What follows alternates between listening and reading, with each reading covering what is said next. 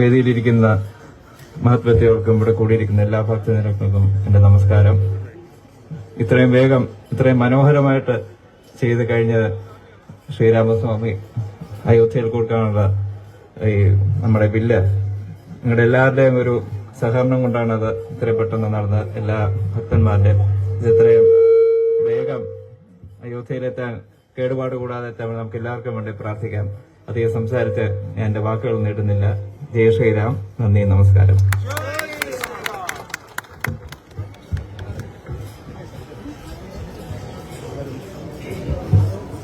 ഈ പരിപാടി ഭദ്രദീപം കൊളുത്തി ആരംഭിക്കുന്നതിന് ഈ വേദിയിൽ ഉപവിഷ്ടരായിരിക്കുന്ന എല്ലാ മഹത് വ്യക്തികളെയും ക്ഷണിക്കുന്നു.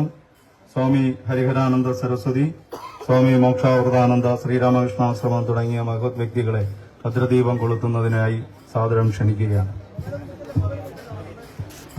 സ്വാമി ക്ഷേത്രം തന്ത്രി കരുണാനല്ലൂർ സതീശ്വര നമ്പൂതിരിപ്പാട് അവരുകളെ ക്ഷണിച്ചു. ഹരേ രാമ ഹരേ രാമ രാമ രാമ ഹരേ ഹരേ ഹരേ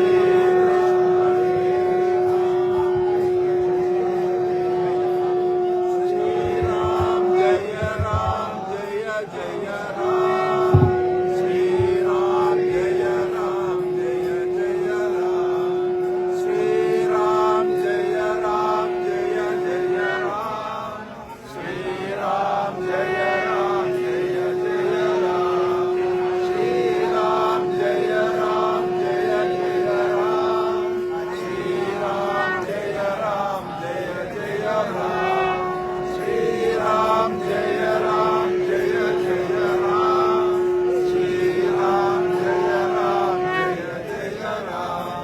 ശ്രീരാം ജയ രാം ജയ ജയ രാം ശ്രീരാം ജയ രാം ജയ ജയ രാം ശ്രീരാം ജയ രാം ജയ ജയ രാം ശ്രീരാം ജയ രാം ജയ ജയ രാം ശ്രീരാം ജയ രാം ജയ ജയ രാം ശ്രീരാം ജയ രാം ജയ ജയ രാം ശ്രീരാം ജയ രാം ജയ ജയ രാം ശ്രീരാം ജയ രാം ജയ ജയ രാം ശ്രീരാം ജയ രാം ജയ ജയ രാം ശ്രീരാം ജയ രാം ജയ ജയ രാം ശ്രീരാം ജയ രാം ജയ. ഭക്തജനങ്ങളെ അഭിസംബോധന ചെയ്ത് സംസാരിക്കുന്നതിനായി ഹിന്ദു ഐക്യവേദിയുടെ സംസ്ഥാന അധ്യക്ഷനും ശ്രീ രാമതീർത്ഥ ക്ഷേത്ര ട്രസ്റ്റിന്റെ പ്രതിനിധിയുമായിട്ടുള്ള ശ്രീ വത്സൻ തില്ലങ്കേരി അവരുകളെ ക്ഷണിക്കുന്നു.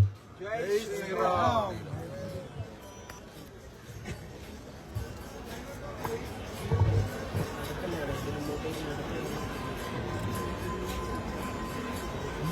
പവിത്രമായ ഈ വേദിയിൽ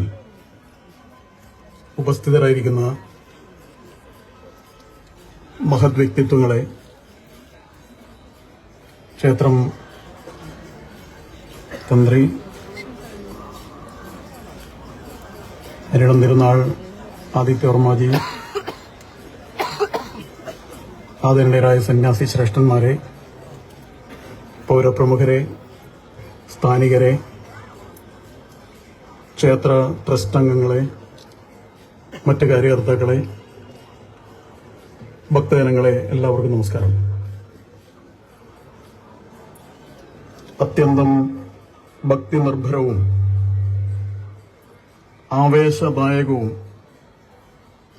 പ്രതീക്ഷ നിർഭരവുമായ ഒരു മഹത്തായ ചടങ്ങിലാണ് സാക്ഷാൽ പത്മനാഭസ്വാമിയുടെ തിരുമുമ്പിൽ നമ്മൾ ഈ മനോഹരമായ സായന്തനത്തിൽ സന്നിഹിതരായിട്ടുള്ളത്, സംഗമിച്ചിട്ടുള്ളത്. ലോകവ്യാപകമായി ആവേശം അലതല്ലുന്ന അവിസ്മരണീയമായ ദിനങ്ങളാണ് കടന്നു പോകുന്നത്. 5 നൂറ്റാണ്ട് കാലം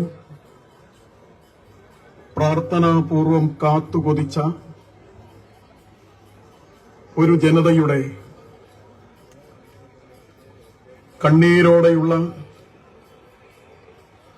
പ്രാർത്ഥനയുടെ ഫലം കണ്ടതിന്റെ ആ സുമുഹൂർത്തം സമാഗതമാവുന്നതിന്റെ കാത്തിരിപ്പിലാണ് നമ്മളെല്ലാവരും. ഭഗവാൻ ശ്രീരാമചന്ദ്രന്റെ ജന്മസ്ഥാനത്ത് രാംലല്ലയുടെ തിരുവിഗ്രഹം ഈ നൂറ്റാണ്ടിലെ ഏറ്റവും ശുഭമുഹൂർത്തത്തിൽ ജനുവരി 22-ാം തീയതി പ്രതിഷ്ഠിതമാകുന്നത് കാണാനുള്ള സൗഭാഗ്യം നമുക്കുണ്ടാകുമ്പോൾ 5 നൂറ്റാണ്ടായി രാമജന്മഭൂമി വീണ്ടെടുക്കുന്നതിന് വേണ്ടി നടത്തിയ നിരന്തരമായ പോരാട്ടത്തിൽ വീരമൃത്യു വരിച്ച 10,000-കണക്കിന് വരുന്ന രാമസേവകന്മാരുടെ സ്മൃതികൾക്ക് മുമ്പിലുള്ള ആദരാഞ്ജലിയും തിലോദക സമർപ്പണവുമായി ആ രാംലല്ലയുടെ പ്രതിഷ്ഠാ കർമ്മം മാറും എന്ന കാര്യത്തിൽ ഒരു സംശയവുമില്ല. നമ്മുടെ സൗഭാഗ്യം ഇത് കാണാനുള്ള സൗഭാഗ്യം നമുക്കുണ്ടായി എന്നുള്ളതാണ്.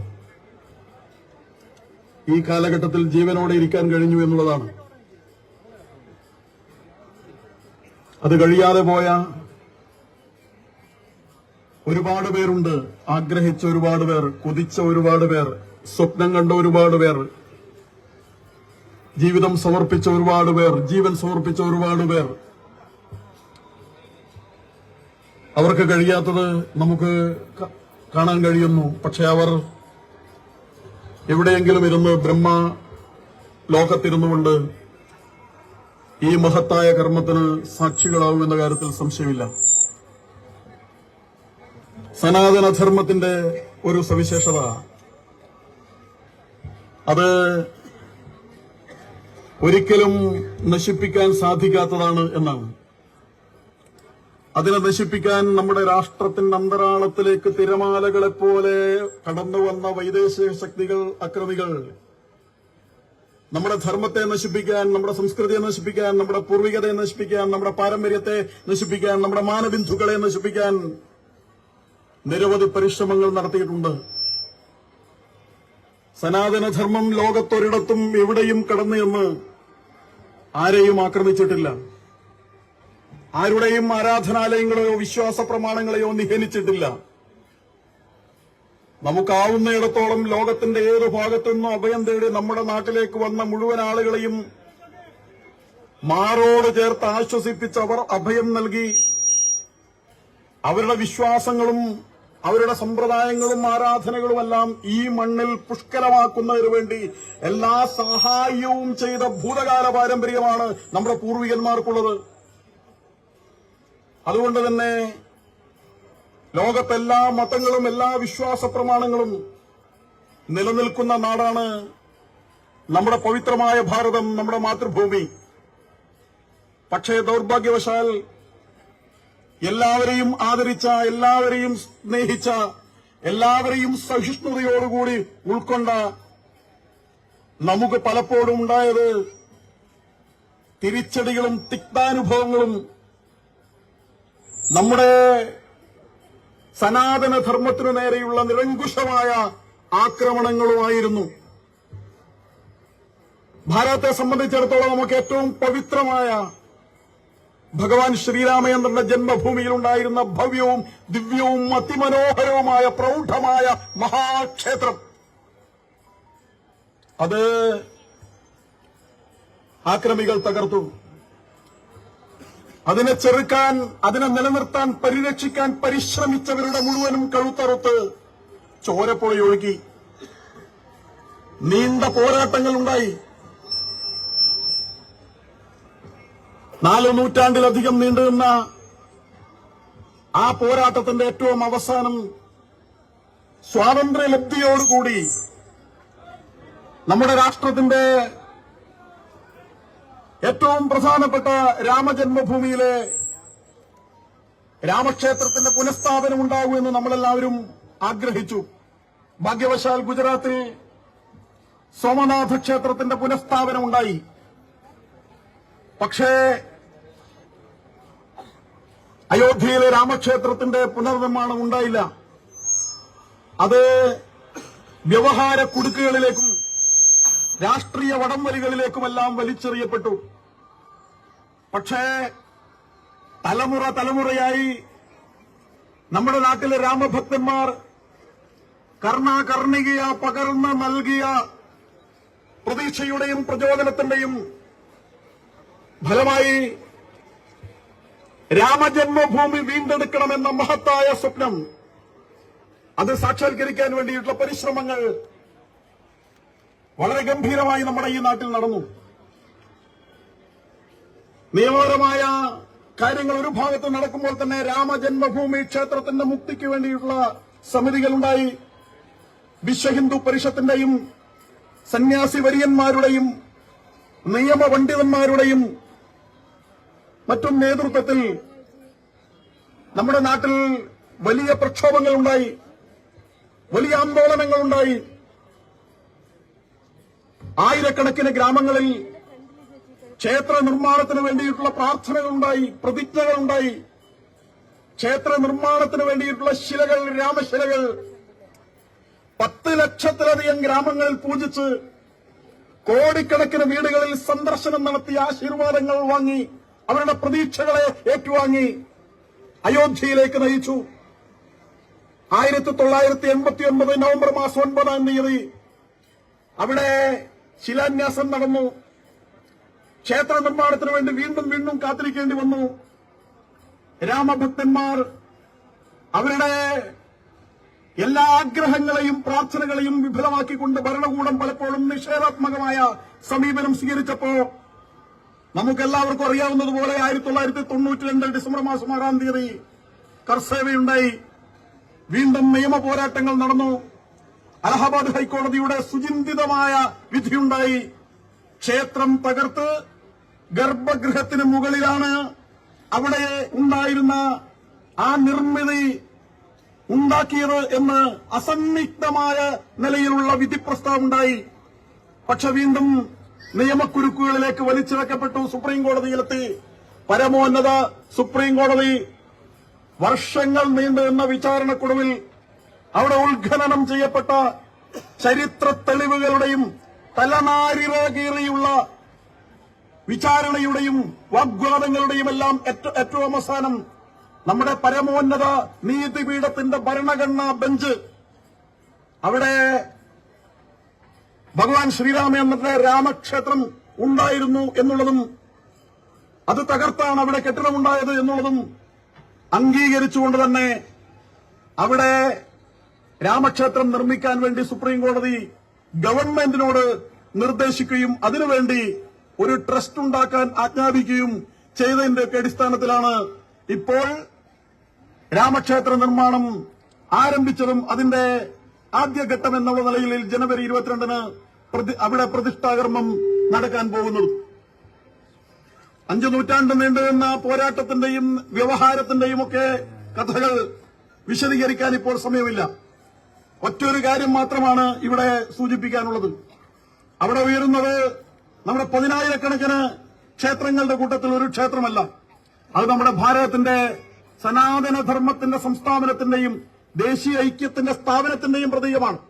അതുകൊണ്ടാണ് നമ്മുടെ ഈ ദക്ഷിണ കേരളത്തിൽ നിന്ന്, നമ്മുടെ ഈ അനന്തപുരിയിൽ നിന്ന് ഒരു ഓണമില്ല അവിടേക്ക് പോകുന്നത്. ഭാരതത്തിന്റെ മറ്റെല്ലാ സംസ്ഥാനങ്ങളിൽ നിന്നും ഇതുപോലുള്ള ഭക്തജനങ്ങളുടെയും ക്ഷേത്ര സ്ഥാനങ്ങളുടെയും എല്ലാം പ്രതീകങ്ങൾ അവിടേക്ക് പോകുന്നുണ്ട്. തീർച്ചയായും അത് ദേശീയ ഐക്യത്തിന്റെ പ്രതീകമാണ്.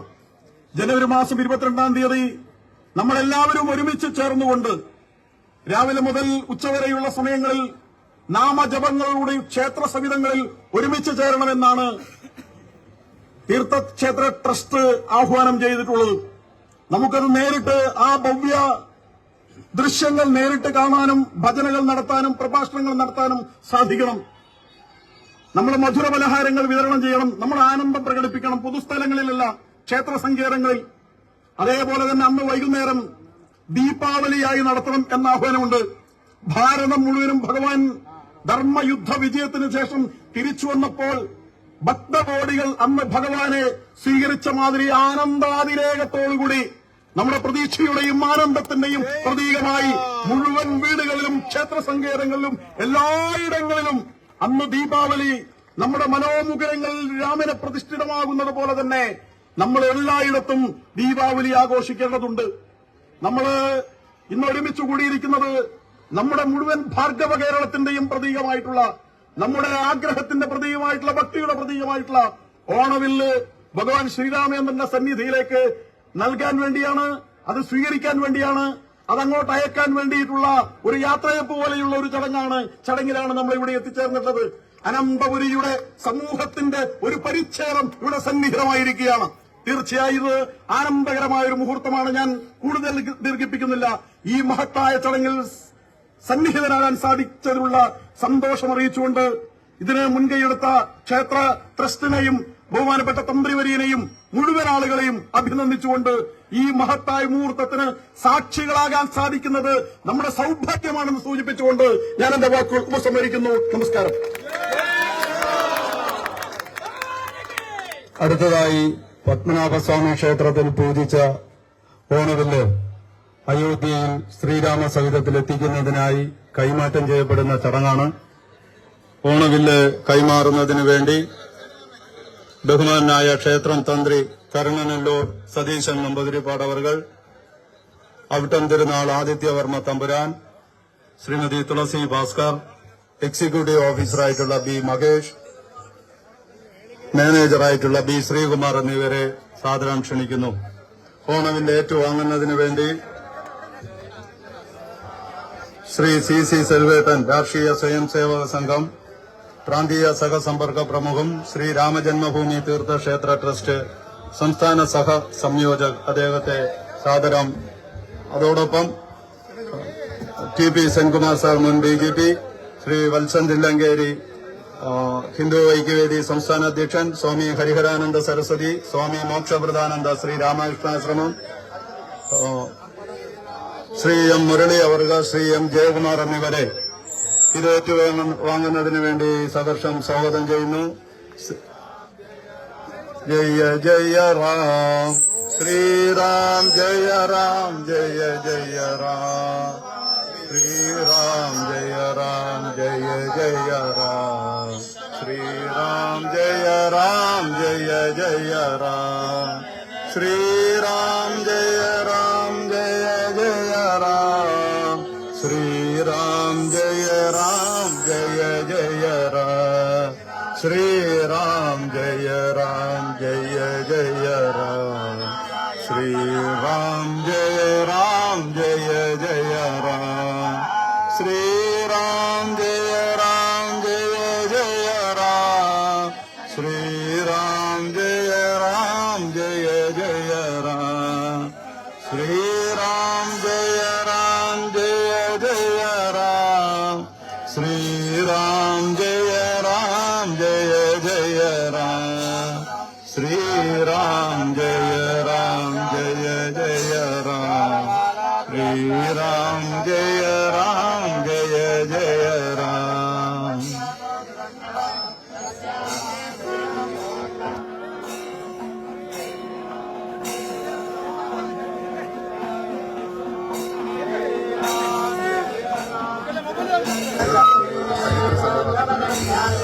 അയോധ്യയുടെ സമ്മാനമായി ക്ഷേത്ര ട്രസ്റ്റിന് ഒരു ഉപകാരം നൽകുന്നതിനായി രാഷ്ട്രീയ സ്വയം സേവക സംഘത്തിന്റെ തിരുവനന്തപുരം മഹാനഗർ സംഘചാലക് ശ്രീ എൻ മുരളി അവറുകളും മുൻ DGP Shri T P Senkumar അവറുകളും ചേർന്ന് നൽകുന്നു.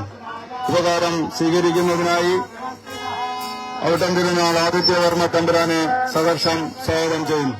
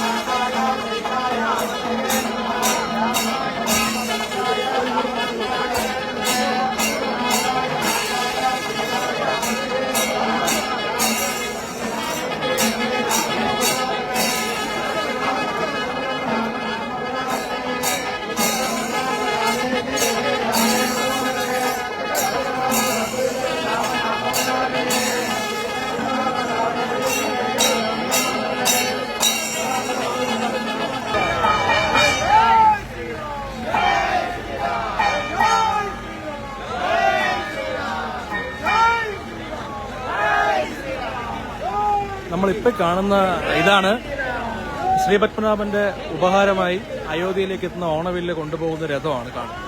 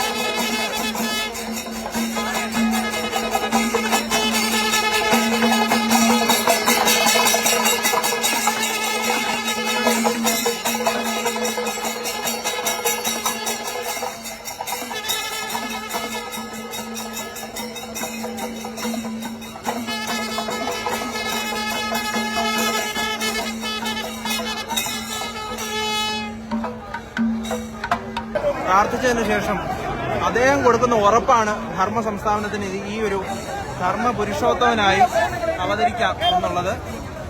അത് നിലവിൽ സാധ്യമാകുന്നു.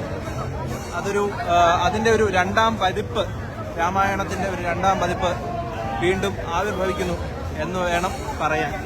മുഹൂർത്തത്തിലേക്ക് സന്നിഹിതരായ എല്ലാ പ്രേക്ഷകർക്കും നഗരത്തിന്റെ കഥയുടെ ഭംഗിയും സ്വാമിയുടെ എല്ലാ അനുഗ്രഹം ഉണ്ടാകട്ടെ എന്ന് പ്രാർത്ഥിക്കുന്നു.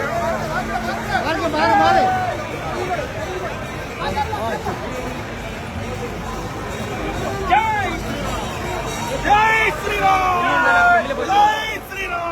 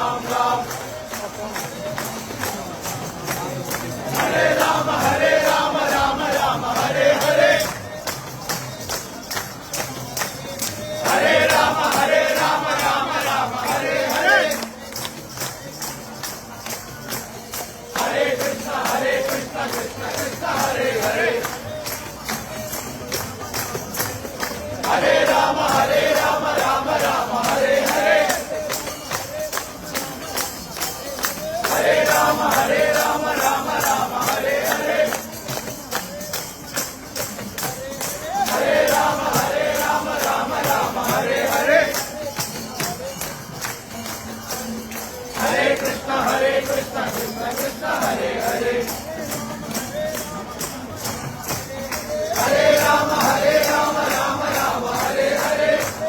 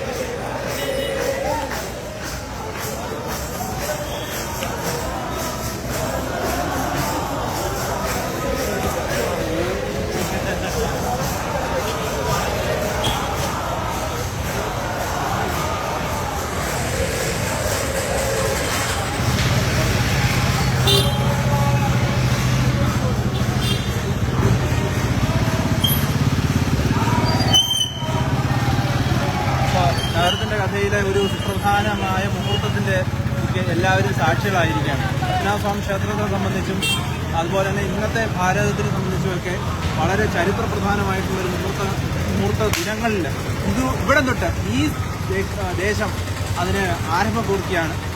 ചരിത്രപരമായും പൗരാണികപരമായും ദേശപരമായും എല്ലാം തന്നെ അനന്തപുരി അയോധ്യയ്ക്ക് അശ്വിന് ഒരു കാര്യം കൂടി, നമ്മുടെ ലൈവ് ഒരുപാട് ആൾക്കാർ കാണുന്നുണ്ട്. തീർച്ചയായും നമ്മുടെ അയോധ്യ രാമനും ശ്രീപത്മനാഭനും തമ്മിലുള്ള ഒരു ബന്ധം എന്താണ്?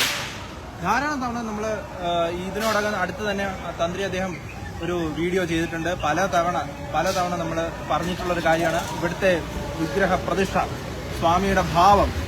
ഒരു ക്ഷേത്രത്തിലെ ഓരോ ദേവൻ പല ഭാവത്തിലുണ്ടായിരിക്കും. ആ ഭാവത്തിനാണ് പൂജ കൊടുക്കേണ്ടത്. ഭാവാത് ഇതി പൂജിതേ എന്ന് തന്ത്രം. അപ്പോൾ ഇവിടുത്തെ ദേവന്റെ ഭാവം എന്ന് പറയുന്നത് ശ്രീരാമ അവതാരം എടുക്കുന്നതിന് തൊട്ടു മുമ്പുള്ള യോഗശയന മൂർത്തിയായിരിക്കുന്ന വിഷ്ണുവാണ്. അപ്പോൾ യോഗശയന മൂർത്തിയായിരിക്കുന്ന ഭഗവാൻ എന്ന് പറയുമ്പോൾ ധർമ്മ സംസ്ഥാപനാർത്ഥം അനീതി, ആക്രമണം മുതലായ കാര്യങ്ങളിലൂടെ ദേവകൾ ഉഴലുന്ന ഒരു കാലഘട്ടത്തിൽ ആ ദേവകളുടെ പ്രാർത്ഥന കേൾക്കാൻ വേണ്ടി വരുന്ന, പ്രാർത്ഥന കേട്ട് അവർക്ക് ഉറപ്പ് കൊടുക്കുന്ന, ധർമ്മത്തെ ഞാൻ രക്ഷിച്ചുകൊള്ളാം എന്ന് ഉറപ്പ് കൊടുക്കുന്ന, ധർമ്മത്തിനെ നിലനിർത്താൻ ധർമ്മപുരുഷോത്തമനായി, മര്യാദാ പുരുഷോത്തമനായി എങ്ങനെയാണ് ഒരു വ്യക്തി ജീവിക്കേണ്ടത്, അല്ലെങ്കിൽ ഒരു വ്യക്തിയുടെ ജീവിതം എങ്ങനെയാണെന്ന് ജീവിച്ച് കാണിക്കുന്ന ഒരു നിലയിലേക്ക് ഞാൻ അവതരിക്കാം എന്ന് ഭഗവാൻ ഉറപ്പ് കൊടുത്തതിന് ശേഷം ആ അവതാരത്തിലേക്ക് തന്റെ ആർജിത ശക്തികളെ ഒരു കേന്ദ്ര ബിന്ദുവിലേക്ക് സന്നിവേശിപ്പിക്കുന്ന, അല്ലെങ്കിൽ നമ്മുടെ മനോമുഖരത്തിലാകുന്ന അയോധ്യയിൽ അവതാരമെടുക്കുന്നതിന് വേണ്ടി സ്വയം താൻ ആരാണ്, തന്റെ ശക്തി എന്താണ് എന്ന് ആത്മതത്വത്തെ നിറഞ്ഞ് തത്വമസി എന്നുള്ള പൊരുളിനെ മനസ്സിലാക്കി നിലകൊള്ളുന്ന ഭാവത്തിലാണ് ഭഗവാൻ പത്മനാഭസ്വാമി തിരുവനന്തപുരത്ത് പത്മനാഭസ്വാമി നിലകൊള്ളുന്നത്. ശയനമൂർത്തിയിലുള്ള പ്രതിഷ്ഠ ഭാരതത്തിന്റെ തെക്കു പടിഞ്ഞാറെ കോണിൽ ഇത്തരത്തിലുള്ള ഒരു ക്ഷേത്രം, തെക്കു പടിഞ്ഞാറെ കോണ് ശയനഗൃഹം അഥവാ കന്നിമൂല, നമുക്ക് ശയനഗൃഹം എന്ന് ആകേണ്ട സ്ഥലമാണ്. ശയനത്തിനും പഠനത്തിനും വേണ്ടിയിട്ട് വിദ്യയെ ആർജിക്കുന്നതിനും നമ്മുടെ ചരിത്രം അത്രയും അങ്ങനെയാണ്. തിരുവനന്തപുരത്തിന്റെ ചരിത്രം അതാണ്. വിദ്യ, അതുപോലെ തന്നെ ഈ പത്മനാഭസ്വാമിയുടെ ശയനം എന്നത് കൊണ്ട് മാത്രമാണ് ഈ ഒരു നാട് പ്രശസ്തമാകുന്നത് പൗരാണിക കാലം തൊട്ട് തന്നെ. അപ്പോൾ അത് അന്വർത്ഥമാകുന്നതാണ് ഇവിടുത്തെ ഭാവം. അയോധ്യയിൽ ഇത്തരത്തിൽ രാമക്ഷേത്രം പുനർനിർമ്മാണം ചെയ്ത പ്രതിഷ്ഠ നടത്തുന്ന ഒരു സാഹചര്യത്തിൽ നമ്മൾ എല്ലാവരും ഒരു തരത്തിൽ ദേവന്മാരാകുകയാണ്. നമ്മളുടെ എല്ലാവരുടെയും പ്രാർത്ഥന കൊണ്ട് ഭഗവാൻ അവതരിക്കുന്നു എന്നതാണ് എല്ലാ ഭക്തജനങ്ങളുടെയും ഒരു വിശ്വാസം. ആ പ്രാർത്ഥന കേട്ട് പത്മനാഭസ്വാമി അയോധ്യയിൽ വരുന്ന ജനുവരി 22-ാം തീയതി അവതരിക്കുകയാണ്. ആ ഒരു ധന്യമായ മുഹൂർത്തം ഇവിടെ നിന്ന്, ശ്രീപത്മനാഭസ്വാമിയുടെ നാട്ടിൽ നിന്ന് നമ്മൾ ആരംഭിക്കുന്നു. നമ്മളെല്ലാവർക്കും ആ ഒരു സുദിനത്തിലേക്ക് കടക്കുക. ഭഗവാന്റെ സഹസ്രനാമം നമ്മൾ എല്ലാവരും ജപിക്കുമ്പോൾ വിഷ്ണുവിന്റെ സഹസ്രനാമം അനേകം നാമങ്ങളുള്ളതിൽ ഏറ്റവും മഹത്തരമായ നാമം ഏതെന്ന് ഭഗവാൻ പരമശിവനോട് പാർവതി ചോദിക്കുമ്പോൾ പാർവതിയോട് പരമശിവൻ പറയുന്നു, ശ്രീരാമ രാമ രാമേരി രമേ രാമേ മനോരമേ സഹസ്രനാമ തത്തുല്യം രാമനാമ പരാനുലേ.